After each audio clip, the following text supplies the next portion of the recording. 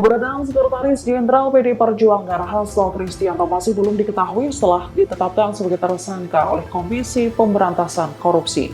Namun partai berlambang banteng itu membantah jika Hasto kabur. Hal ini diungkapkan oleh Ketua DPP PDIP Said Abdullah.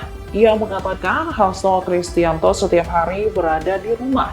Bahkan Hasto juga mampir ke Dewan Pimpinan Pusat atau DPP PDIP di Jakarta setiap hari. Saya lantas mempertanyakan asumsi-asumsi yang menyebut Hasto kabur selesai menjadi tersangka KPK.